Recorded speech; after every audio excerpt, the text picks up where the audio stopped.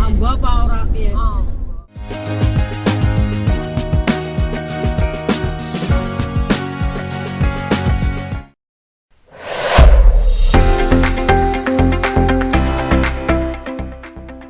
Halo guys, assalamualaikum warahmatullahi wabarakatuh. Selamat datang kembali di catatan Bapak Muda. Video ini adalah kelanjutan dari video yang berjudul JJLS Pansela Jateng Jogja Part 2. So, bagi kamu yang belum menonton, ayo buka link yang ada di deskripsi. Posisi kita sekarang berada di pertigaan Jeladri Kebumen. Arah kiri adalah jalur menuju ke Gombong, sedangkan ke kanan adalah arah menuju ke Jogja. Di pertigaan ini kita harus ekstra hati-hati karena kendaraan baik dari arah kanan maupun kiri kebanyakan berkecepatan cukup tinggi.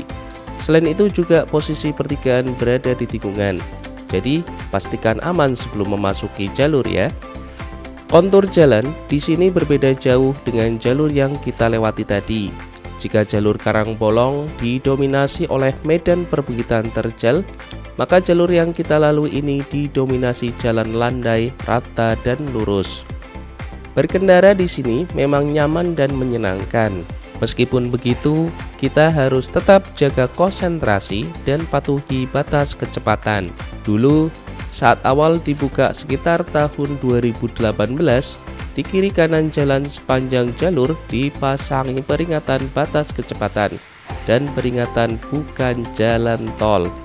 Nah, ini yang perlu kita pahami bersama. Meskipun sepanjang jalan ini lurus dan badan jalan lebar, mungkin mirip seperti jalan tol, tetapi jalur ini sama seperti halnya jalur kampung sop, di mana orang bisa menyeberang di sepanjang ruas jalan, dan juga ada beberapa hewan yang berkeliaran seperti ayam, angsa, dan pernah juga saya menjumpai domba. Setelah berkendara selama kurang lebih 5 menit, kita akan menemui perempatan JLS Tambak Mulyo. Lurus adalah jalur Dendels, sedangkan arah ke kanan adalah jalur JLS. Baik lurus maupun arah kanan nantinya akan bertemu di titik yang sama, yaitu pertigaan Bundaran Wiromartan, Kecamatan Mirit, Kebumen. Di sini saya mengambil arah kanan melalui jalur JLS.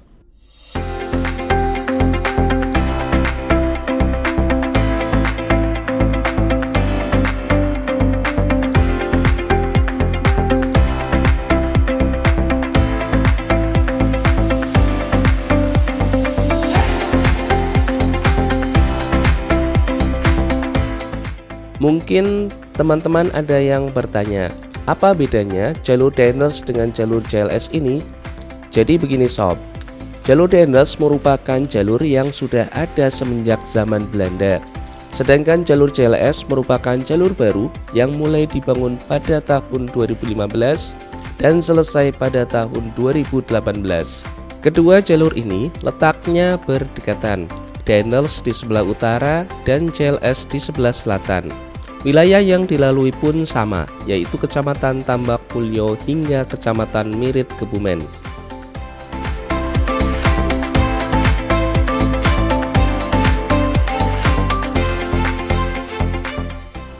Jika dibandingkan, maka kondisi jalan Dendels dengan JLS sangat jauh berbeda. Badan jalan Dendels agak sempit dengan kondisi aspal yang banyak berlubang-lubang serta tambalan yang tidak rata. Sedangkan JLS, badan jalan cukup lebar, aspal relatif masih baru, serta jalan rusak hanya ada di beberapa titik saja. Selain itu, jalur Dendels yang usianya sudah tua tentu lebih ramai dengan rumah penduduk serta berbagai fasilitas umum yang tersedia.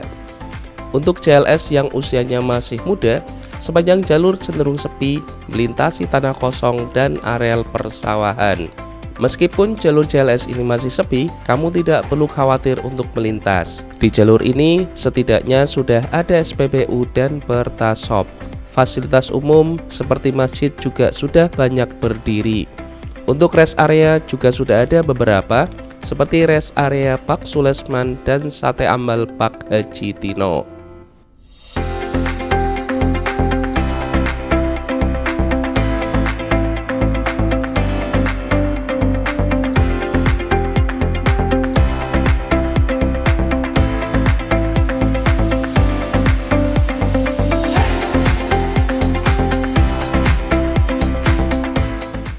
Di depan kita, pertigaan Bundaran Wiromartan Mirit Kebumen. Di pertigaan inilah yang menjadi titik temu antara jalur Daniels dan JLS dari arah pertigaan Jeladri tadi. Arah kiri menuju kembali ke Karangbolong, sedangkan arah kanan menuju ke Jogja. Sepanjang jalur ini hingga perbatasan Jogja, jalur didominasi oleh lintasan lurus dengan aspal yang mulus. Kondisi lalu lintas masih cenderung sepi, kendaraan paling banyak biasanya motor dan mobil. Untuk kendaraan besar juga ada beberapa seperti bus dan truk. Hati-hatilah, jalan yang lurus ini seringkali membuat kaki kanan hilaf sob. Bisa jadi speedometer menunjukkan angka di atas 100 km per jam, tetapi kita merasa cukup lambat.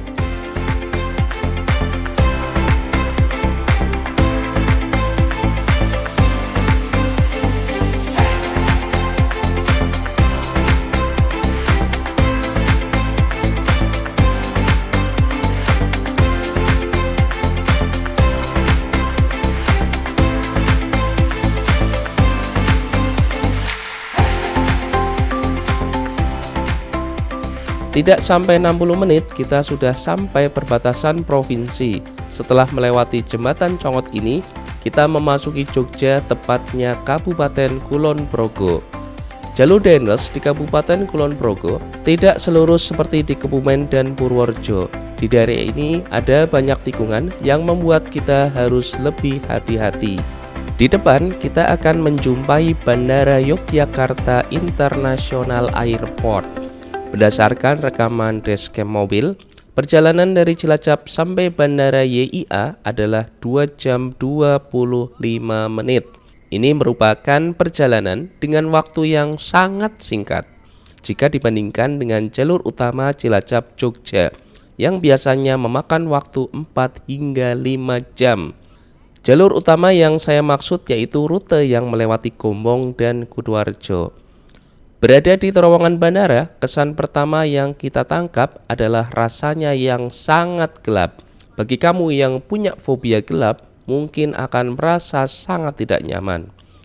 Di kanan kiri sebenarnya sudah ada penerangan jalan dan kita juga sudah menyalakan lampu, tetapi rasanya tidak banyak membantu. Jalan masih terasa sangat gelap dan pandangan sangat terbatas.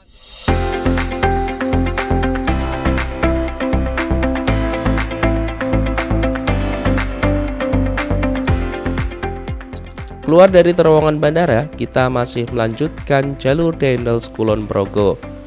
JLS di Kulon Progo ini lebih banyak tikungan dengan kondisi jalan yang secara umum cukup baik dan badan jalan cukup lebar. Hanya saja ada beberapa titik jalan yang berlubang serta aspal yang keriting. Untuk kondisi lalu lintas, di jalur ini juga masih cenderung sepi. Kendaraan yang paling banyak melintas adalah motor dan mobil. Untuk kendaraan besar seperti bus dan truk sepertinya masih jarang. Jalur Daniels Kabupaten Kulon Progo di sebelah timur berakhir di Kecamatan Galur. Pada pertigaan Tugu Simpang Brosot ini, kita ambil jalur kanan menuju Bantul. Arah kiri merupakan jalur menuju Wates.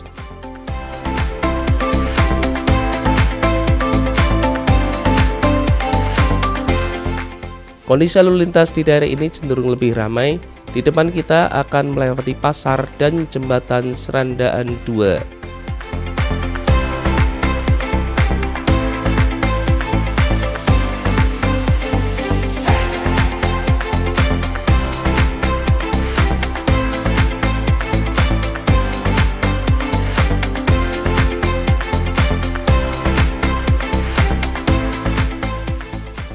Setelah melewati jembatan Serandaan 2 ini, kita memasuki Kabupaten Bantul. Di depan, kita akan bertemu Bundaran Serandaan. Di bundaran ini, kita putar balik lalu belok ke kiri menuju JLS Pantai Pandan Simo.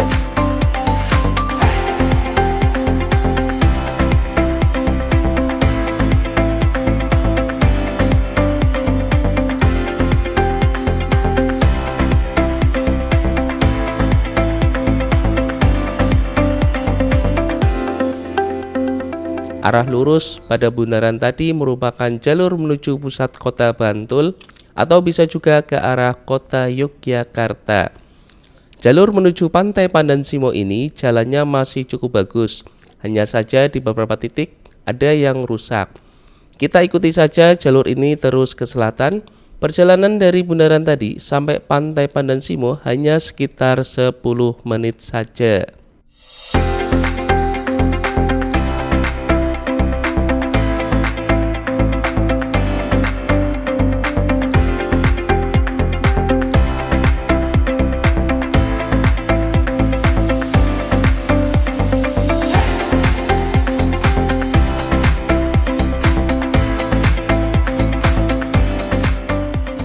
Iku kan Ajeng sakit Belum bisa, belum bisa.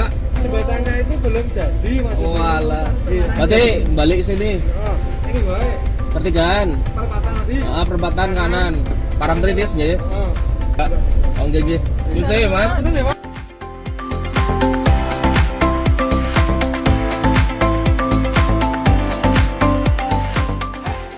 Tiba di gerbang pintu masuk Pantai Pandan-Simo, terpaksa saya harus putar balik.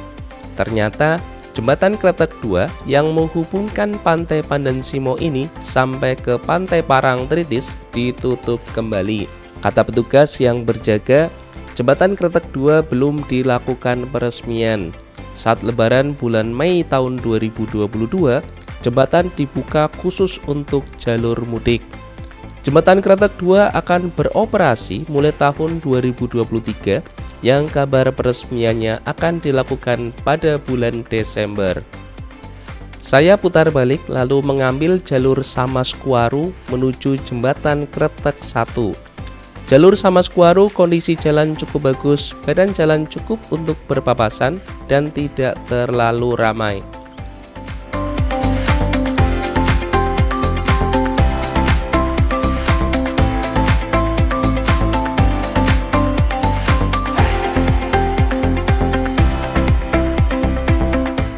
Berkendara selama kurang lebih 30 menit, akhirnya tibalah kita di jembatan Kretek 1. Setelah melewati jembatan ini, kita akan menjumpai gerbang masuk Pantai Parangtritis. Di gerbang pintu Parangtritis ini, kita dikenai retribusi masuk sebesar 10.000 per orang. Meskipun saya sudah menjelaskan kepada petugas bahwa rombongan kami bukan berwisata. Ternyata berwisata atau bukan sepertinya tidak berlaku. Masuk ya harus bayar retribusi begitu.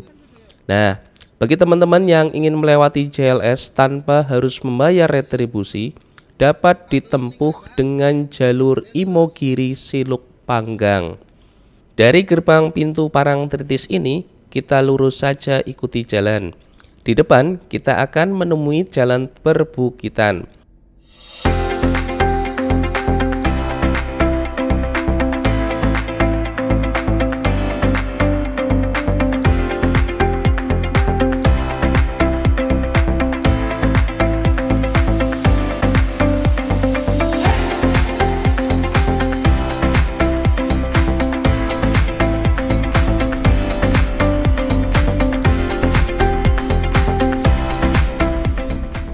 Jalur naik dari Pantai Parangtritis menuju Panggang ini tidaklah seterjal jalur Karangbolong.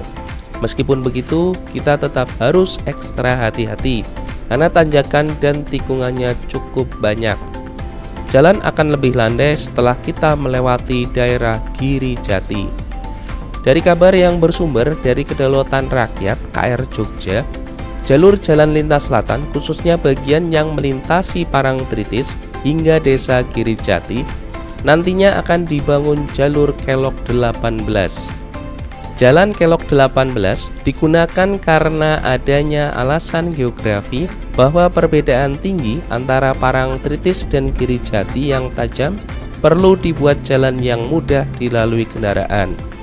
Solusi untuk jalur yang seperti itu yaitu jalan dibuat dengan berkelak-kelok. Pembangunan fisik Kelok 18 ini rencananya akan segera dilaksanakan dan ditargetkan rampung pada tahun 2024.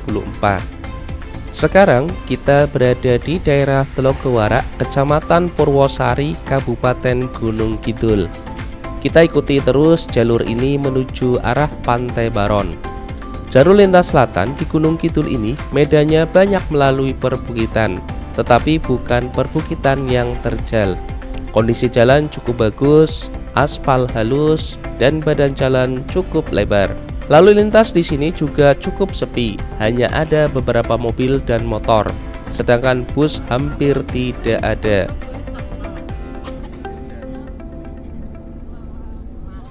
Setelah melaju kurang lebih 60 menit, kita akan sampai di daerah Pantai Baron.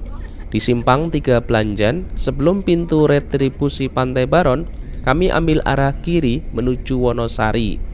Arah kanan adalah jalur pantai selatan menuju Pantai Baron, Kukup, dan Krakal.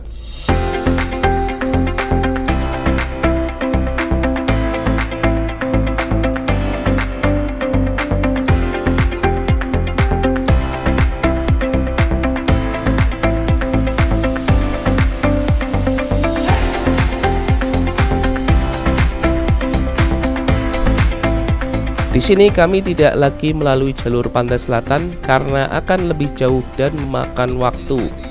Lagi pula, jalur tembus JCLS dari Pantai Baron menuju Tepus juga belum selesai dibangun. Mungkin nanti kalau jalur JCLS Gunung Kidul sudah selesai dibangun semua, akan kita buatkan videonya.